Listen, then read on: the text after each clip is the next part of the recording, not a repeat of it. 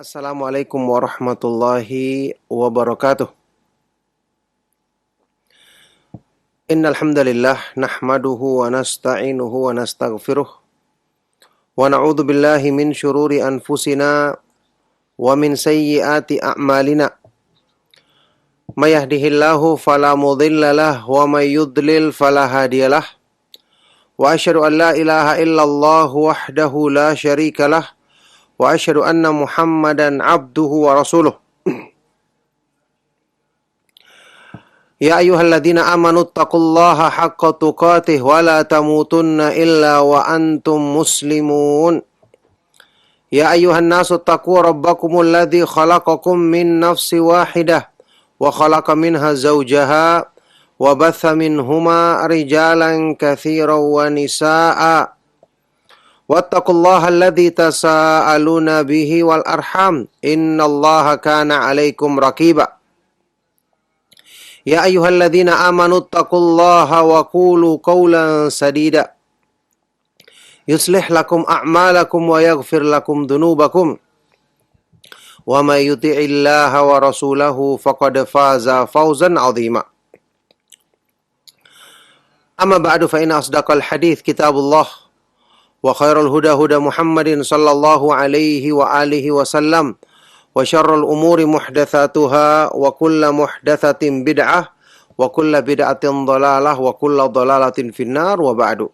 Alhamdulillah, ma'asyiral muslimin, para pemerhati Roja TV dan Radio Roja dimanapun antum berada, juga para pendengar Radio Roja Kendari di frekuensi 95.1 FM rahimakumullah. Alhamdulillah, kita bersyukur kepada Allah Subhanahu wa taala atas semua limpahan nikmat dan karunia-Nya. Di pagi hari yang berbahagia ini kita dipertemukan kembali di dalam majelis ilmu yang mulia, di dalam pembahasan kitab yang sangat bermanfaat, Al-Ilmu Fadluhu wa Syarafuhu, buah karya dari Al-Imam Syamsuddin Abu Abdullah Ibnu Qayyim al-Jauziyah rahimahullah ta'ala, yang mana pembahasan ini merupakan petikan dari kitab asli karya beliau, yaitu kitab Miftahu dari Sa'adah. Alhamdulillah, kita masih di pembahasan tentang segi-segi keutamaan dan kemuliaan ilmu, yang ini merupakan motivasi sangat besar bagi orang yang beriman untuk perhatian terhadap pemahaman agamanya, perhatian untuk selalu mengkaji ayat-ayat Al-Quran dan hadits-hadits yang sahih dari Rasulullah Shallallahu Alaihi Wasallam dengan pemahaman para ulama salaf. Taib. Saat ini kita akan melanjutkan pembahasan segi-segi keutamaan dan kemuliaan ilmu di Al-Wajhu Tsani Asyar, segi yang ke-12. Jadi sekarang kita sudah sampai segi yang ke-12 dari keutamaan dan kemuliaan ilmu. Ahlul ilmi hum ahlul khasyah. Orang yang berilmu, merekalah orang-orang yang takut kepada Allah. Takut dengan sebenarnya kepada Allah Subhanahu wa ta'ala.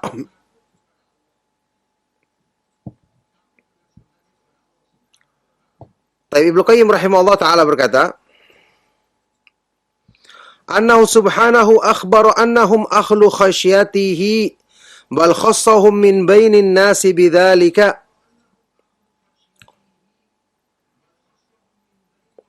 Allah Subhanahu wa ta'ala mengabarkan di dalam Al-Quran bahwa orang-orang yang berilmu, merekalah orang-orang yang memiliki rasa takut yang sebenarnya kepada Allah.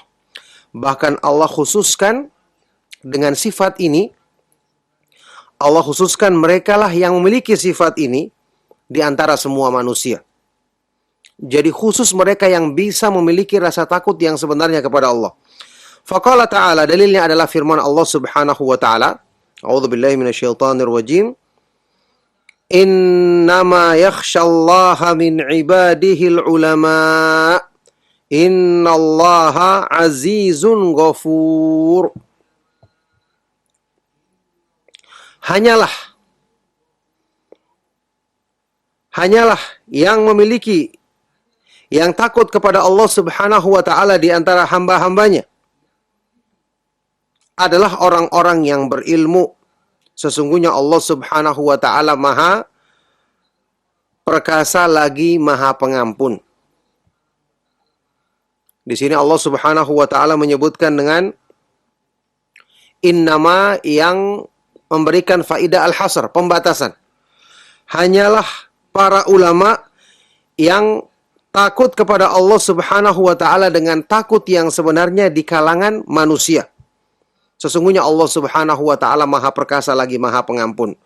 Surat Fatir ayat ke-28, kata Ibnu Qayyim rahimahullah taala, wa hadza hasrun li khasyatihi fi ulil ilmi. Ayat ini merupakan pembatasan, pengkhususan yang memiliki rasa takut kepada Allah di antara semua hamba-hambanya. Rasa takut itu hanya dimiliki oleh orang-orang yang berilmu. Jelas, ma'asyiral muslimin rahimakumullah, ini keutamaan yang besar. Rasa takut kepada Allah adalah wujud takwa yang sebenarnya.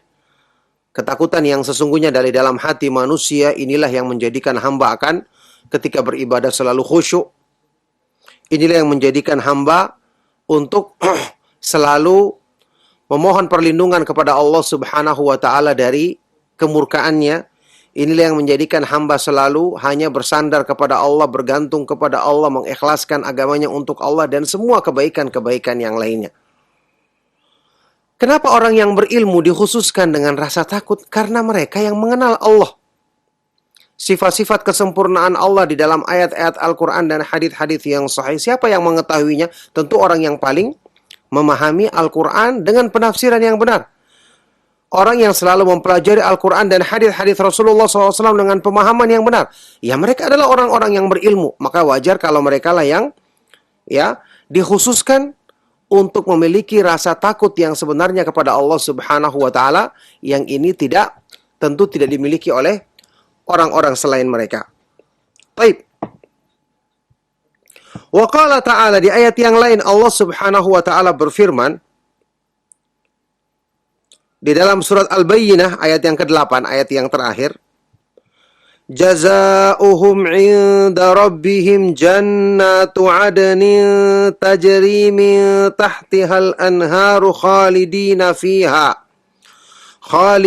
fiha abada radhiyallahu anhum wa radu an dzalika liman khasyiya rabbah.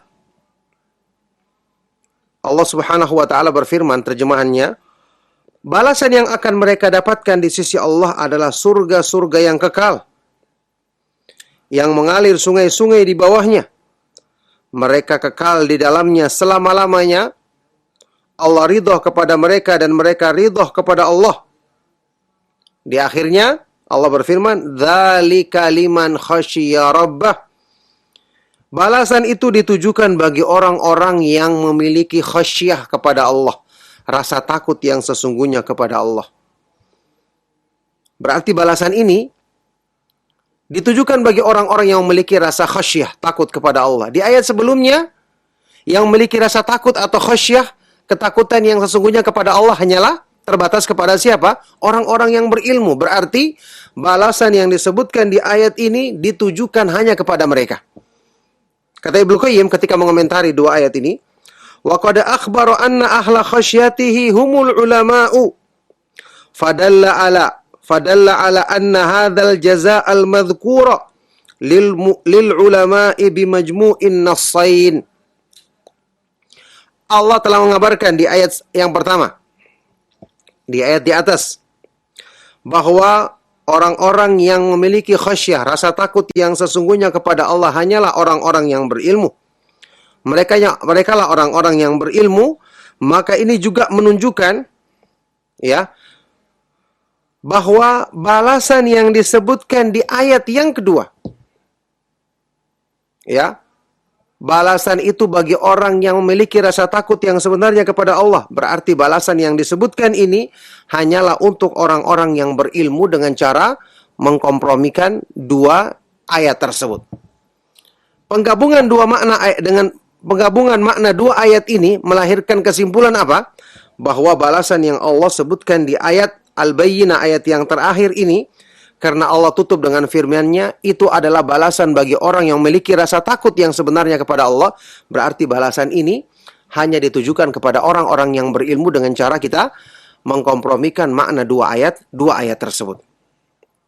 Jelas ini menunjukkan keutamaan besar dan kemuliaan. Karena Allah Subhanahu wa taala menjanjikan mengkhususkan mereka dengan keutamaan dan kemuliaan ini. Baik.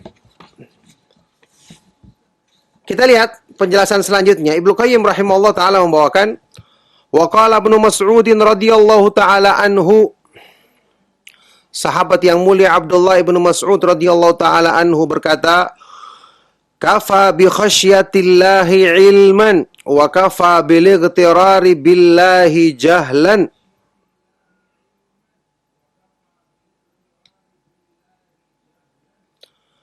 Abdullah ibnu Mas'ud radhiyallahu taala anhu berkata, cukuplah dengan rasa takut kepada Allah itu sebagai ilmu, dan cukuplah dengan sikap tertipu di hadapan Allah sebagai kejahilan. Jadi, ilmu yang dimaksud adalah ilmu yang melahirkan rasa takut kepada Allah. Inilah yang namanya al-ilmu nafi', ilmu yang bermanfaat. Berarti di sini dimaksudkan oleh beliau, ya, tidak semua yang dikatakan manusia itu ilmu melahirkan rasa takut.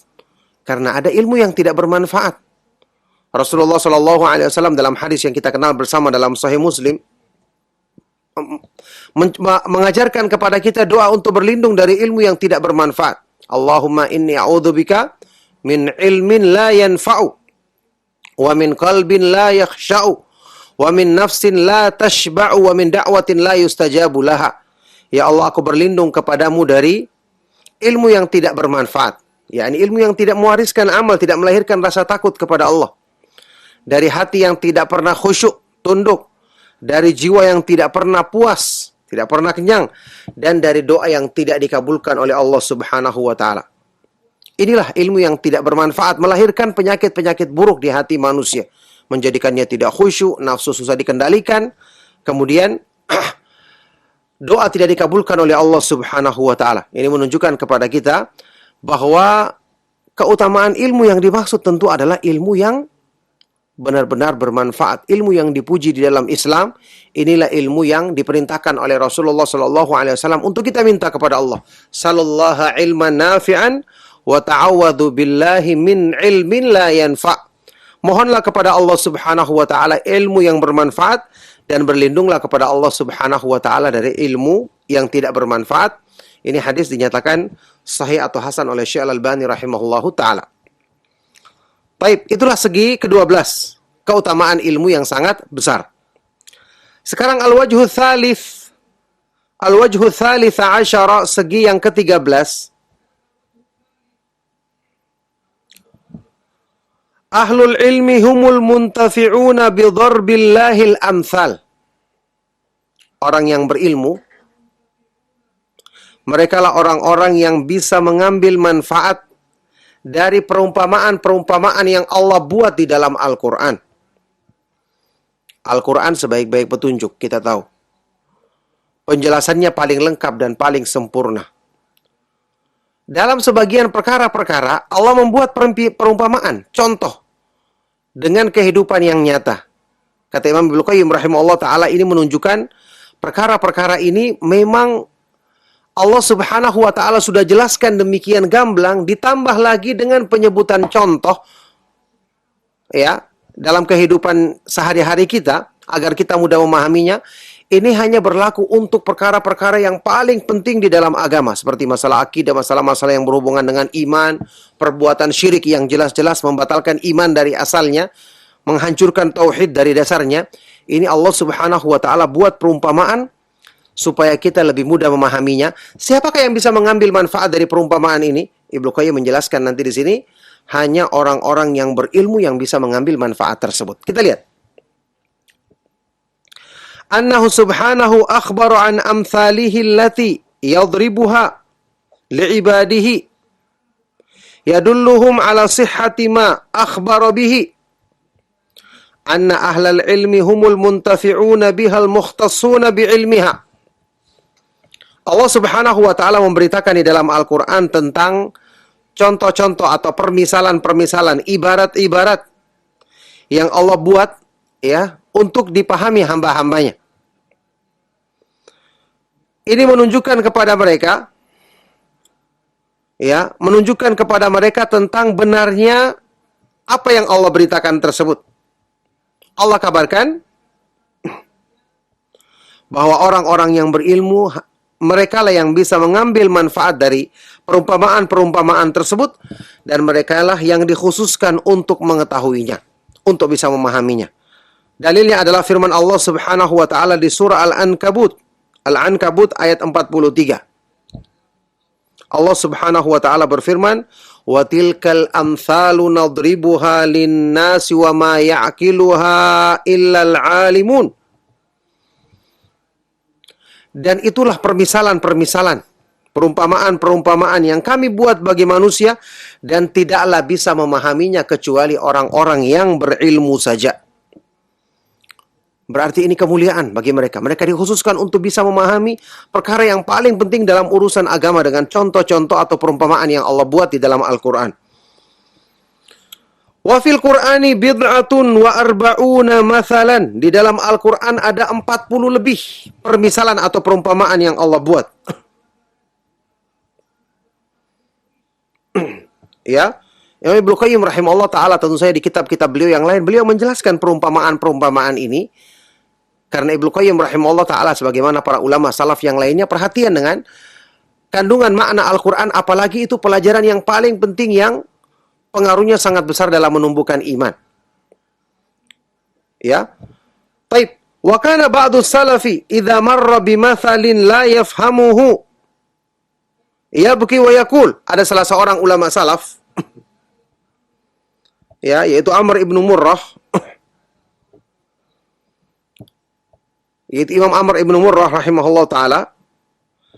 Ulama ini kalau dia melewati sebuah perumpamaan yang disebutkan di dalam Al-Quran tapi dia tidak faham, maka apa yang dilakukan? Dia akan menangis dan berkata, "Lastu minal alimin." Berarti saya bukan termasuk orang yang berilmu karena kok tidak faham perumpamaan yang penting ini. Ini menunjukkan kepada kita, ya, orang yang berilmu, orang yang dimuliakan oleh Allah Subhanahu wa taala, sehingga mereka bisa memahami kandungan rahasia Al-Qur'an sampai ayat-ayat yang di situ Allah Subhanahu wa taala membuat perumpamaan, dan ayat-ayat seperti ini banyak terdapat di dalam Al-Qur'an untuk menjelaskan perkara-perkara yang paling penting. Inilah kemuliaan orang yang berilmu karena Allah istimewakan mereka memahami perkara-perkara yang disebutkan di dalam Al-Qur'an ini. Nah, baik. Al-wajhur rabi'a asyar, segi yang ke-14, keutamaan dan kemuliaan ilmu. Rif'atud darajati bi'ilmil hujjah. Ditinggikannya derajat di sisi Allah Subhanahu wa taala dengan ilmu hujjah, ilmu tentang dalil Al-Qur'an dan Sunnah, ilmu agama. Allah Subhanahu wa taala berfirman, "Annahu subhanahu dzakara munadharata Ibrahim li abihi wa qaumih wa ghalabatahu lahum bil hujjati wa akhbara an tafdilihi bidzalika wa raf'ihi darajatahu bi ilmil hujjati." Allah Subhanahu wa taala menyebutkan di dalam Al-Qur'an kisah tentang perdebatan Nabi Ibrahim alaihissalatu wassalam dengan ayahnya dan kaumnya, yang tentu mereka menyembah berhala. Allah menyebutkan tentang kemenangan Ibrahim menundukkan mereka dengan dalil, ya, dengan argumentasi yang bersumber dari petunjuk Allah. Dan Allah memberitakan tentang keutamaan, ya, lebih mulianya, lebih tingginya keutamaan Ibrahim dengan dia bisa menyampaikan argumentasi yang bersumber dari wahyu Allah. Allah juga mengangkat derajat Nabi yang mulia ini dengan ilmu hujjah, ilmu tentang dalil Al-Quran dan Sunnah. Faqala ta'ala akiba munadharatihi li abihi wa qaumihi fi suratil An'am. Allah Subhanahu wa taala berfirman, misalnya di surat Al-An'am ayat 83, setelah Allah menceritakan perdebatan Ibrahim dengan kaumnya, dengan bapaknya dan kaumnya. Wa tilka hujjatuna atainaha Ibrahim ala qaumih narfa'u darajatim man nasha' inna rabbaka hakimun alim. Itulah argumentasi kami yang kami berikan pemahamannya kepada Ibrahim alaihissalatu wassalam.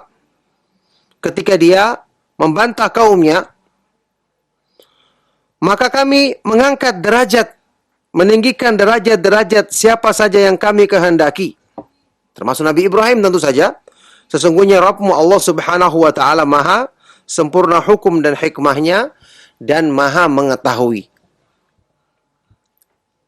Ini juga menunjukkan kepada kita keutamaan dan kemuliaan ilmu, karena Allah Subhanahu wa Ta'ala jadikan Nabi Ibrahim alaihissalatu wassalam ditinggikan derajatnya ketika berhasil meruntuhkan argumentasi kaumnya yang menyembah berhala. Taib. Qala Zaid ibnu Aslam radhiyallahu anhu, salah seorang ulama salaf, Zaid ibnu Aslam radhiyallahu rahimahullahu taala berkata, "Narfa'u darajati man nasha'u bi ilmil hujjah." Kami akan mengangkat derajat, meninggikan kedudukan siapa yang kami kehendaki di antara hamba-hamba kami, yaitu bi ilmil hujjah, dengan ilmu pengetahuannya tentang hujjah, tentang argumentasi dari petunjuk Allah Subhanahu wa taala. Jelas ini juga merupakan keutamaan dan keistimewaan ilmu, kemuliaan ilmu yang Allah berikan bagi pemiliknya, yaitu pengangkatan derajat yang sangat tinggi. Tapi berikutnya, al-wajhul khamisa asyara, segi ke-15. Ilmul ibadi bi rabbihim subhanahu. Allah menceritakan dalam bentuk pujian tentang ilmu yang dimiliki oleh manusia tentang Allah Subhanahu wa Ta'ala, nama-nama dan sifat-sifatnya. Kita lihat. Annahu subhanahu akhbara annahum khalaqal khalqa wa wada'a baitahul harama wa syahral harama wal hadiya wal qala'id liya'lama ibaduhu annahu bikulli syai'in alim wa ala kulli syai'in qadir. Faqala ta'ala,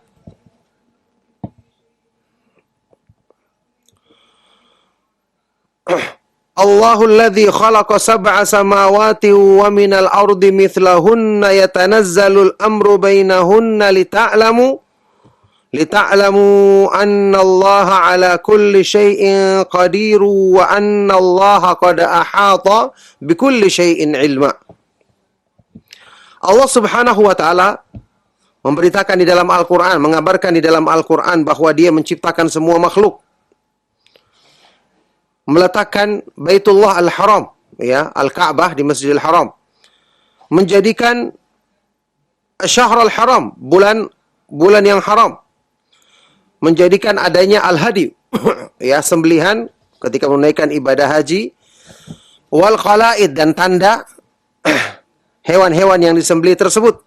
Tujuannya semua itu agar Allah Subhanahu wa Ta'ala menjadikan semua itu tujuannya agar hamba-hambanya manusia mengetahui Allah Subhanahu wa Ta'ala maha mengetahui segala sesuatu, dan bahwasanya Allah Subhanahu wa Ta'ala maha kuasa atas segala sesuatu. Jadi ilmu tentang ini, ya, ilmu tentang ini merupakan sebab yang akan menyempurnakan keimanan manusia. Sehingga Allah jadikan penciptaan manusia, penciptaan langit-langit dan bumi, kemudian pensyariatan dari ibadah-ibadah yang agung, tujuannya agar manusia mengetahui kemuliaan sifat Allah, yaitu sempurnanya ilmunya dan sempurnanya kemahakuasaannya. Allah berfirman di akhir surat At-Talaq ayat ke-12. Allahul ladzi, Allah dialah yang menciptakan 7 lapis langit dan juga bumi seperti itu. Yang kemudian perintah Allah turun di antara langit-langit dan bumi. Tujuannya untuk apa? Agar kalian mengetahui, wahai manusia, bahwasanya Allah Subhanahu wa Ta'ala maha kuasa atas segala sesuatu, dan bahwasanya ilmu pengetahuannya yang sempurna meliputi segala sesuatu. Fadalla ala anna ilmal ibadi bi rabbihim wa sifatihi wa ibadatihi wahdahu huwal ghayatul matlubatu minal khalqi wal amr. Ayat ini menunjukkan bahwa pengetahuan seorang hamba tentang Allah, tentang sifat-sifat kesempurnaannya, memahami kemahaindahan nama-nama Allah, kemahatinggian sifat-sifatnya, kemudian beribadah kepada Allah semata-mata. Inilah tujuan yang dituntut dari semua penciptaan alam semesta dan turunnya perintah Allah Subhanahu wa Ta'ala di alam semesta ini. Kita lihat. Jadi pengetahuan tentang nama-nama dan sifat-sifat Allah, tentu ini adalah pengetahuan tentang agama, karena tidak akan mungkin kita bisa memahami Mengenal Allah dengan benar tanpa mengkaji dan mendalami makna ayat-ayat Al-Quran yang memang mayoritas menjelaskan nama-nama dan sifat-sifat Allah, juga makna hadis-hadis yang sahih dari Rasulullah SAW berdasarkan pemahaman para ulama salaf. Inilah tujuan Allah Subhanahu wa taala menciptakan alam semesta beserta isinya.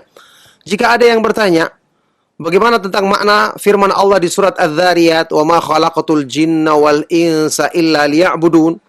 Tidaklah aku menciptakan jin dan manusia kecuali agar mereka beribadah kepadaku semata-mata. Kita katakan tidak ada pertentangan. Kedua ayat ini saling menjelaskan, saling melengkapi. Karena orang tidak akan bisa beribadah kepada Allah kalau dia tidak mengenal Allah.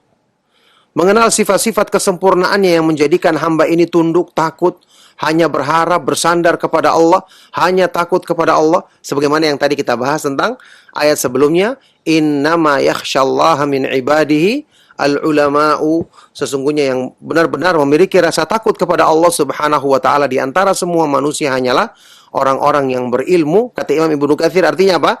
Ay al-ulama'ul 'arifuna bihi, orang-orang yang berilmu, punya pengetahuan dan mengenal Allah Subhanahu wa taala dengan mengkaji ayat-ayat Al-Qur'an dan hadis-hadis yang sahih yang menjelaskan tentang nama-nama Allah yang maha indah dan sifat-sifatnya yang maha tinggi, maha sempurna. Alhamdulillah, ma'asyiral muslimin, para pemerhati Roja TV dan Radio Roja dimanapun Anda berada, dimanapun Antum berada, juga para pendengar Radio Roja Kendari di frekuensi 95.1 FM, rahimakumullah. Ini beberapa poin yang menggambarkan kepada kita keutamaan dan keistimewaan orang yang mempelajari ilmu agama. Hendaknya ini menjadi motivasi besar bagi kita semua.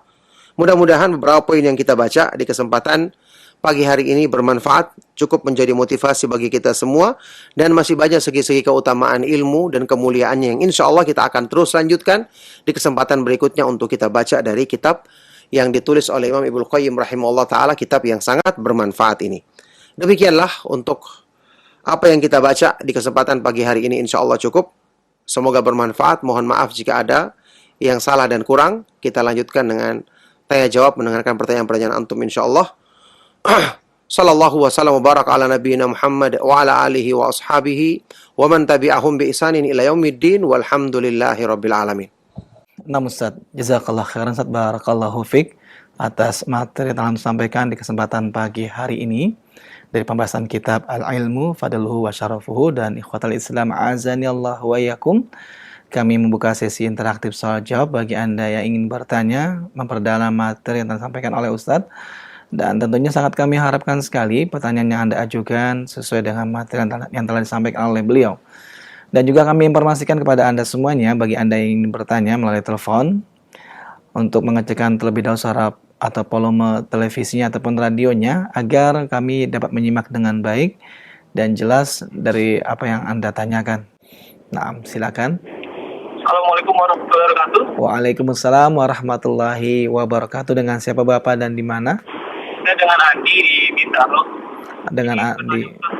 Ya, dengan Andi di Garut. Mohon maaf Pak, mungkin suara agak lebih dikeraskan karena Ya. Ustaz, saya ingin bertanya mengenai hadis Mu'adz bin Jabal mengenai dengan hak manusia gitu, yang apa tidak mensekutukan Allah sedikit pun. Kemudian Nabi mengkhawatirkan kalau diberitahu kepada manusia akan bersifat malas. Nah, tapi hadis ini ternyata kita mengetahui gitu Ustaz, itu gimana Ustaz? Mohon pencerahannya Ustaz. Assalamualaikum warahmatullahi wabarakatuh. Waalaikumsalam warahmatullahi wabarakatuh. Terima kasih atas pertanyaannya, dan kepada Ustadz kami persilakan untuk menjawab. Silakan Ustadz. Barakallahu fikum, pertanyaan bermanfaat dari beliau yang ada di Garut kalau nggak salah ya. Semoga Allah Subhanahu wa taala menjaga beliau dan keluarganya serta kita semua dalam kebaikan. Ya, hadis riwayat Mu'adz bin Jabal tadi, hadis riwayat Bukhari dan Muslim. Ketika Rasulullah SAW bersabda kepadanya, "Atadri ma haqqullahi 'alal ibadi wa haqqul ibadi 'ala Allah?"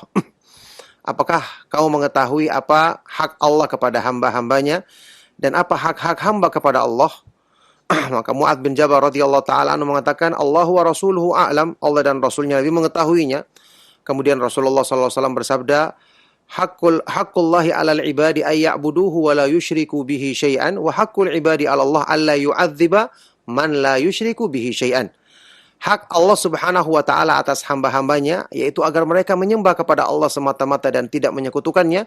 Adapun hak hamba atas Allah adalah agar Allah tidak mengazab hamba yang tidak menyekutukannya sedikit pun. Ya, tentu hak di sini, ya ketika hak Allah kepada hambanya, maka itu adalah hak yang harus dipenuhi. Karena Allah Subhanahu wa taala memiliki hak yang dialah yang menciptakan hamba, dialah yang menganugerahkan berbagai macam nikmat kepada hambanya, tidak mungkin kemudian Allah Subhanahu wa taala pantas untuk disekutui atau dijadikan ibadah kepada selainnya. Adapun hak hamba atas Allah ini adalah hak yang bersifat rahmat dan karunia Allah. Ya, karena hamba tidak bisa menuntut sesuatu apapun kepada Allah Subhanahu wa taala sebagaimana Allah bisa menuntut kepada hamba-hambanya. Yang jelas setelah menyampaikan hadis ini, kemudian Mu'adz bin Jabal radhiyallahu taala anhu bertanya kepada Rasulullah sallallahu alaihi wasallam, "Ya Rasulullah, afala ubashirun nas?" Ya Rasulullah, apakah tidak aku beritakan kabar gembira ini kepada manusia? Maka Rasulullah sallallahu alaihi wasallam bersabda, "La tubashirhum fayattakilu." Janganlah kamu sampaikan kabar gembira ini, nanti mereka bersandar. Ini hadis riwayat Bukhari dan Muslim. Disebutkan dalam riwayat yang lain yang sahih, Mu'adz bin Jabal menyampaikan ini kepada murid-muridnya ketika menjelang kematiannya. Ta'atsuman, karena takut berdosa menyembunyikan ilmu. Apa artinya? Beliau menyampaikan ini kepada murid-muridnya ketika mereka sudah faham dan tidak dikhawatirkan lagi salah faham. Karena ilmu tidak mungkin, tidak boleh disembunyikan. Apalagi keutamaan besar berhubungan dengan tauhid. Nah, sekarang bagaimana dengan pertanyaan tadi? Sekarang kok kita mengetahuinya, apakah tidak kita khawatir nanti juga orang akan bersandar? Jawabannya, tadi seperti yang dilakukan oleh Mu'adz bin Jabal radhiyallahu ta'ala anhu. Ketika kita menyampaikan hadis-hadis seperti ini, kita harus jelaskan bahwa bukan berarti dengan hadis ini membawa orang untuk malas beramal. Hanya bersandar kepada yang penting dia tidak berbuat syirik, tidak menyekutukan Allah, jadi dia malas-malasan beramal. Ini salah. Karena tauhid yang benar menjadikan orang semangat beribadah kepada Allah, berlomba-lomba dalam kebaikan sebagaimana yang disebutkan di dalam ayat-ayat Al-Quran tentang sifat hamba-hamba yang imannya sempurna, yang tentu tauhid mereka sempurna. Jadi tidak boleh diartikan hadis ini atau dipahami dengan kebodohan, ya, menjadikan orang bersandar atau malas-malas dalam beramal, hanya bersandar kepada yang penting dia tidak menyekutukan Allah, yang penting dia bertauhid saja. Ini keliru. Makanya Mu'adz menyampaikannya ketika murid-muridnya sudah faham, itu pun disampaikan saat menjelang kematiannya.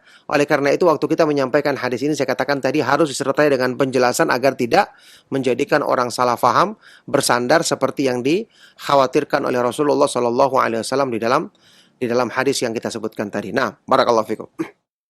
Nah, Ustaz Taufik barakallah, jazakallah khairan Ustaz atas jawaban yang telah antum sampaikan. Ikhwatul Islam azani Allah wa iyyakum. Kembali kami angkat pertanyaan berikutnya. Naam, silakan. Halo, Assalamualaikum. Waalaikumsalam warahmatullahi wabarakatuh. Dengan siapa Bapak dan di mana? Ini dari Ali Imron di Kalbar, Kalimantan Barat. Baik, Pak Ali Imron di Kalimantan Barat. Pertanyaannya Pak, silakan. Ini tentang ayat surat Ar-Rum ayat 31. Jadi kan ada ustadz yang lain-lain gitu, saya dengar tuh ada yang mengatakan bahwa itu ayat untuk orang-orang musyrik, orang kafir, bukan orang Islam. Bukan untuk orang Islam. Contohnya seperti ini, Ustaz. Janganlah kalian seperti orang-orang musyrik yang saling membanggakan golongannya. Apakah itu ayat memang benar-benar untuk orang musyrik atau gimana, Ustaz? Baik, terima kasih Pak Ali. Banyak orang Islam sendiri yang membanggakan golongan-golongannya gitu. Baik. Cukup Pak Ali, pertanyaannya cukup? Iya. Baik, terima kasih Pak Ali atas pertanyaannya. Assalamualaikum. Waalaikumsalam warahmatullahi wabarakatuh. Barakallahu fiik untuk Pak Ali, dan kepada Ustadz kami persilakan untuk menjawab. Silakan Ustadz. Barakallahu fikum. Pertanyaan yang bermanfaat sekali dari Pak Ali ya. Semoga Allah Subhanahu wa taala senantiasa menambah semangat beliau dalam mempelajari agama dan juga untuk kita semua. Ya, kalau ayat tadi disebutkan hanya untuk orang kafir, ini yang salah. Ayat tadi turunnya berkenaan dengan orang kafir, betul. Tapi ayat Al-Quran itu tidak boleh dikhususkan. Karena kata para ulama, al-ibratu bi umumil lafdi la bi khususis sabab. Yang menjadi pelajaran, itu bukan khususnya sebab turunnya, tapi dengan keumuman lafadznya. Sekarang apa gunanya Allah ceritakan di dalam Al-Quran? Sekarang Al-Quran itu ditujukan untuk siapa? Untuk orang kafir atau untuk orang muslim? Al-Quran petunjuk untuk orang yang beriman atau untuk orang kafir? Tentu untuk orang yang beriman. Terus ayat ini disebutkan di dalam Al-Quran berarti apakah hanya basa-basi? Hanya menceritakan tentang orang kafir tanpa kita mengambil pelajaran? Jawabannya tidak. Memang Allah menyebutkan wala takunu minal musyrikin minal ladzina farraqu dinahum wa kanu syi'an kullu hizbin bima ladaihim farihun. Jangan kamu berbuat seperti orang-orang musyrik yang menjadikan yang mereka itu memecah belah agamanya sehingga menjadi bergolong-golongan. Semua golongan bangga terhadap apa yang ada pada diri mereka. Jelas Allah tujuan kepada kita, wala takunu, jangan kalian, yaitu orang-orang yang beriman, jangan ikuti. Berarti ini peringatan untuk kita. Meskipun sebabnya ada di kalangan orang musyrik. Makanya kenapa Rasulullah SAW melarang kita untuk menyerupai sifat-sifat mereka? Man tasyabbaha biqaumin fahuwa minhum. Barang siapa yang menyerupai satu kaum maka dia termasuk golongan mereka. Kemudian lebih jelas hadis riwayat Imam Bukhari dan Muslim. Rasulullah SAW ia menyebutkan hadis sahih Bukhari dan Muslim memperingatkan kepada kita. Rasulullah SAW bersabda, la tattabi'unna sanana man kana qablakum shibran bi shibrin wa dhira'an bi dhira'in hatta law dakhalu juhra dhabbin la dakhaltumuh. Sungguh-sungguh kalian wahai kaum muslimin akan mengikuti, tentu di antara kalian akan ada yang mengikuti kebiasaan orang-orang yang dilakukan oleh orang-orang sebelummu, orang-orang kafir sebelummu. Ya. Shibran bi shibrin wa dhira'an bi dhira'in. Sedikit demi sedikit mereka melakukan satu jengkal, kalian juga ikuti satu jengkal. Mereka melakukan satu hasta, kalian juga akan ikuti satu hasta. Sampai kalau mereka masuk ke dalam lubang biawak padang pasir, kalian juga akan masuk ke dalam lubang tersebut. Ada yang bertanya, ya Rasulullah al-Yahudu wan Nasara, ya Rasulullah maksudnya orang-orang Yahudi dan Nasrani? Kata Rasulullah SAW, faman, siapa lagi kalau bukan mereka? Ini menunjukkan di umat ini akan ada yang selalu mengikuti kebiasaan orang-orang yang terdahulu. Contoh dengan sekarang, zaman sekarang, kelihatan jelas bahwa perpecahan, membangga dengan golongan, terbukti Allah ingatkan di dalam Al-Quran, memang terjadi di kalangan kaum muslimin. Dan Al-Quran adalah peringatan untuk kita semua. Jadi adalah orang yang sangat keliru pemahamannya ketika membatasi ayat-ayat Al-Quran hanya terjadi di masa turunnya saja. Kalau begitu Al-Quran apa yang bisa kita ambil pelajaran darinya kalau itu hanya terbatas pada sebab turunnya saja, kejadiannya sudah berlalu. Apa gunanya Allah ceritakan kepada kita? Apa gunanya Al-Quran dikatakan sebagai pelajaran, sebagai zikra, peringatan, sebagai kabar gembira, sebagai sebaik-baik nasihat? Tidak ada gunanya kalau demikian. Jadi kita katakan, kalaupun itu sebabnya pada sebab yang tertentu, tapi ya al-ibratu bi umumil lafzi, pelajaran dari Al-Quran adalah dengan keumuman lafadznya, bukan dari kekhususan sebabnya. Nah, barakallahu fikum. Nah, Ustaz, wafik barakallah, jazakallah khairan Ustaz atas jawabannya. Demikian jawaban untuk Pak Ali di Kalimantan Barat atas pertanyaannya, dan ikhwatal Islam azani Allah wa iyyakum. Untuk yang berikutnya kami angkat pertanyaan dari pesan singkat.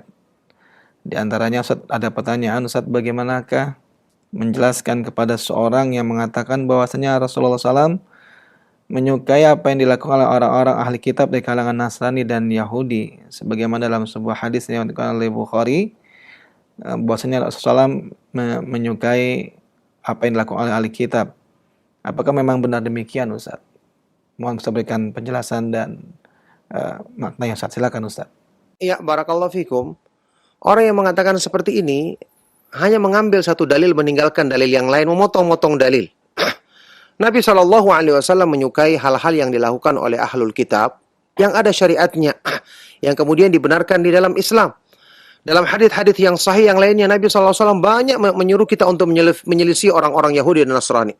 Ya, khaliful Yahud, khaliful Majus. Banyak hadis-hadis yang sahih riwayat Bukhari Muslim. Selisihilah orang Yahudi, selisihilah orang Majusi. Ya. Kemudian hadis yang tadi kita sebutkan, man tasyabbaha biqaumin fahuwa minhum. Barang siapa yang menyerupai satu kaum, dia termasuk golongan mereka. Dan hadis seperti ini sangat banyak disebutkan di dalam hadis-hadis yang sahih. Bahkan dalam sebagian riwayat yang sahih, seperti disebutkan oleh Syekh Al-Albani rahimahullah ta'ala, orang-orang Yahudi di zaman Rasulullah SAW sampai mengatakan ya bahwa Nabi Muhammad SAW selalu menyelisih apa yang ada pada diri mereka. Ini aneh kalau dikatakan Rasulullah SAW menyukai apa yang ada pada diri mereka. Tentu yang beliau sukai adalah yang disyariatkan oleh Allah Subhanahu wa ta'ala, yang diturunkan kepada mereka, yang kemudian Islam membenarkannya. Kalau itu merupakan kebiasaan yang diturunkan oleh Allah, kita wajib mencintainya. Syariat Allah tidak mungkin dibenci oleh orang yang beriman. Tapi kalau perkara-perkara yang sekarang dilakukan oleh ahlul kitab yang sudah menyimpang atau yang sudah berubah dari kitab mereka yang asli, bagaimana mungkin orang muslim menyukainya? Itu sudah merupakan buatan manusia.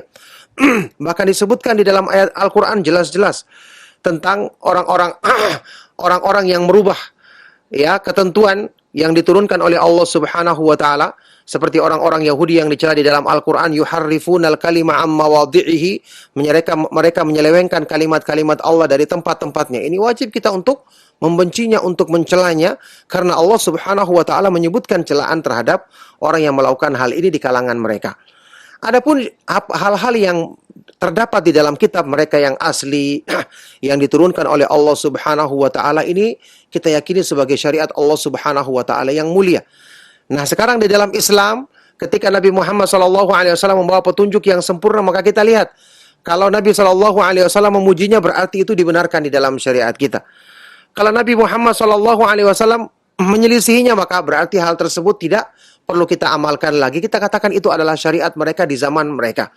Kalau ada hal-hal yang tidak disebutkan, maka seperti berita-berita dari ahli kitab, Rasulullah SAW bersabda, hadithu an Bani Israel wala haraj, ceritakanlah tentang kisah-kisah Bani Israel dan tidak ada celaan padanya. Tapi juga disebutkan di hadis yang lain, ya, la tusaddiquhum wa la tukadzibuhum, jangan benarkan, jangan juga dustakan.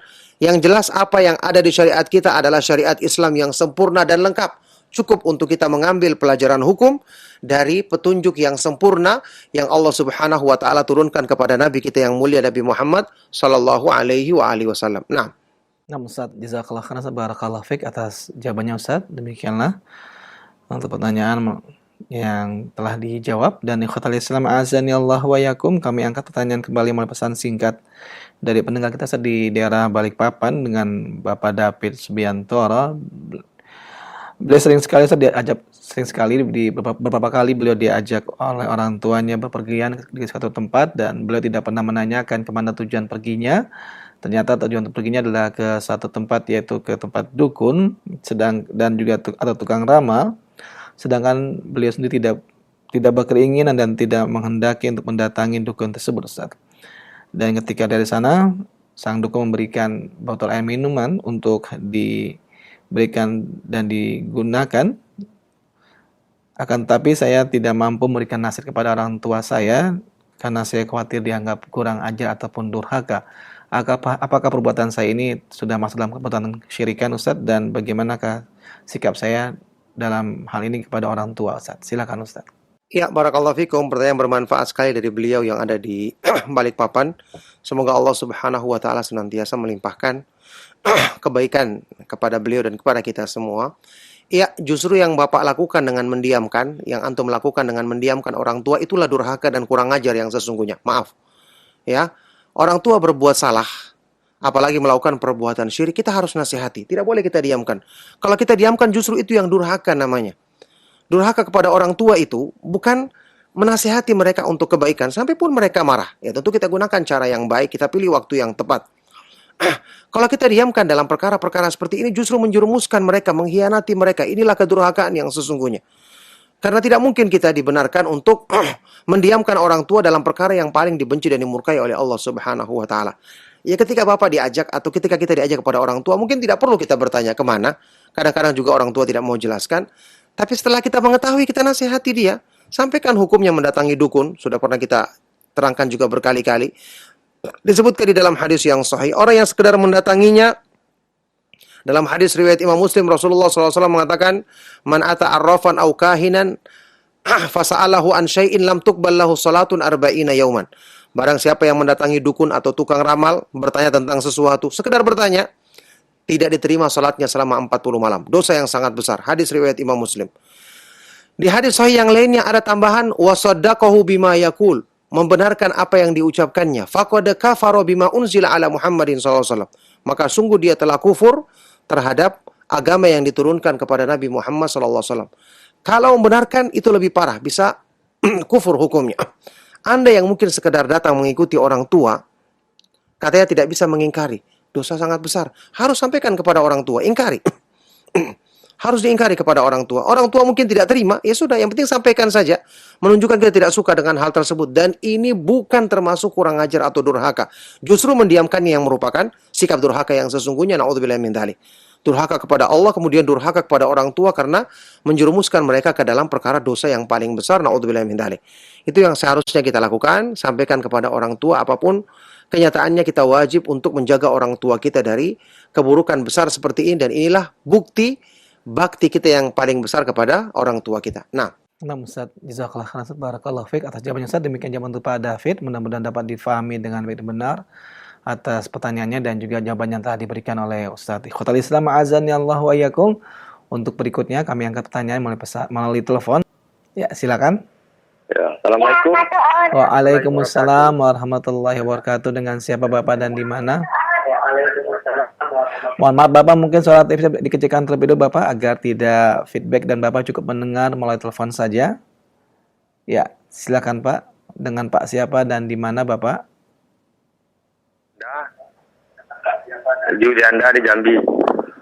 Pak siapa Pak? Maaf. Pak Julianda di Jambi. Pak Julianda di Jambi. Silakan Pak Julianda pertanyaannya. Mau tanya Ustaz. Bagaimana ajaran tarekat Naqsabandiyah nih Pak? Ya, baik Pak Julianda, itu saja cukup. Terima kasih Pak pertanyaannya. Apakah ada kesesatannya ya? Iya, baik Pak. Terima kasih Pak. Itu saja Pak, pertanyaannya cukup. Waalaikumsalam warahmatullahi wabarakatuh. Waalaikumsalam warahmatullahi wabarakatuh. Naam, dan kepada Ustadz kami persilakan untuk menjawab. Silakan Ustadz. ya barakallahu fikum.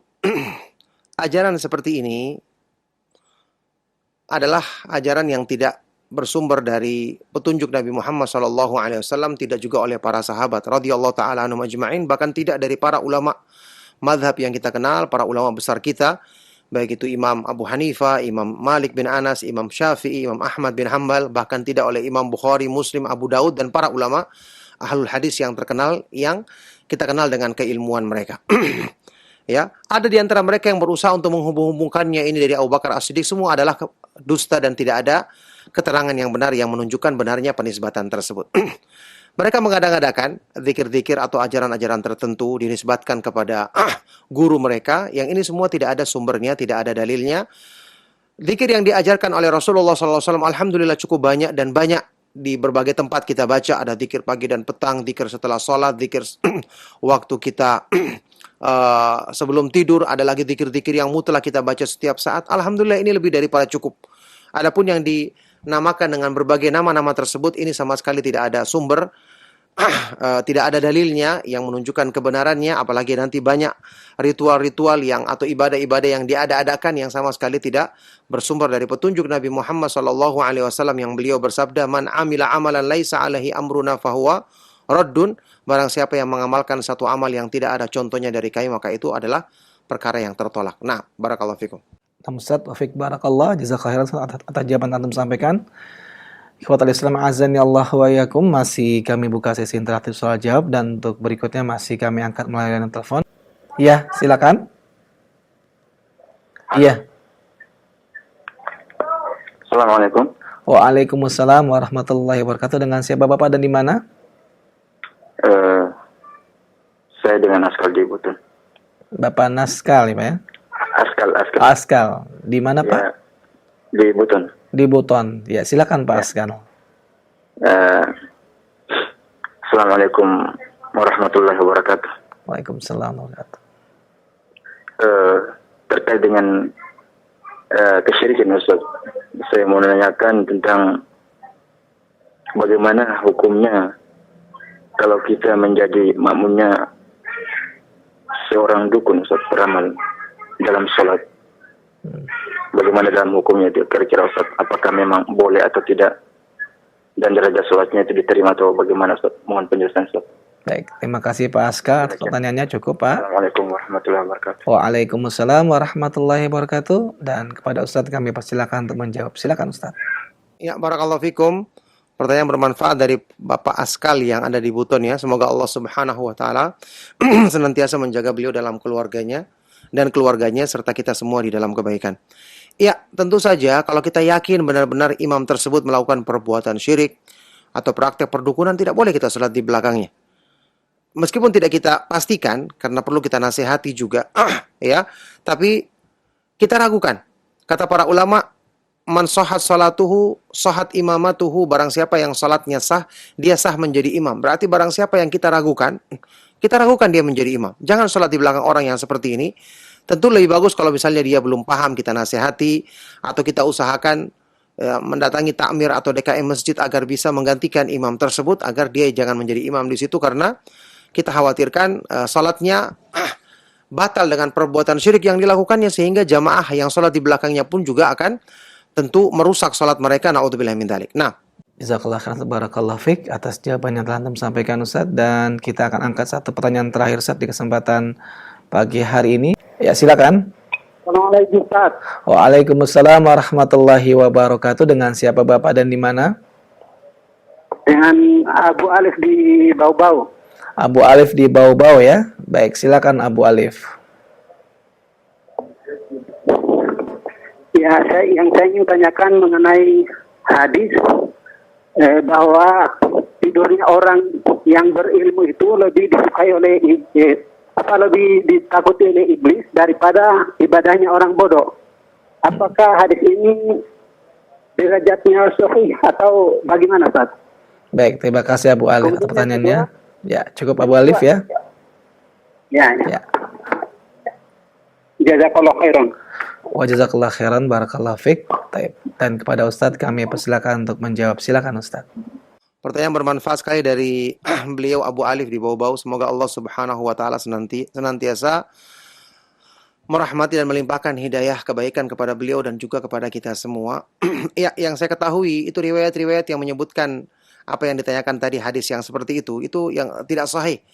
Tapi ada ucapan dari para ulama yang menyebutkan makna hal tersebut, nanti akan kita lewati, kita akan baca nanti. Itu diantara yang akan disebutkan oleh Imam Ibnu Qayyim rahimahullah ta'ala. Yang jelas dari secara maknanya, maksudnya tidurnya orang yang berilmu lebih ditakuti oleh iblis daripada ibadahnya orang yang jahil. Maksudnya orang yang jahil yang beribadah tanpa ilmu, sehingga dengan mudah akan dirusak oleh iblis karena dia tidak memahami agama. Adapun orang yang berilmu, dia tidur, dia membaca zikir, dia membaca doa-doa perlindungan, membaca zikir-zikir yang disyariatkan, maka akan bernilai ibadah. Ya. Maka ada beberapa riwayat yang menyebutkan makna yang demikian, seperti juga yang disebutkan dinukil oleh Imam Ibnu Qayyim dalam beberapa kitab beliau, ya.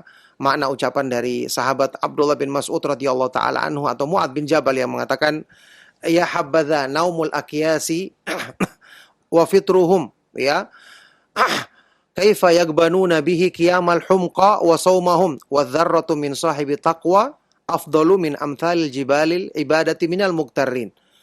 Alangkah indahnya tidur dan berbukanya orang yang berilmu.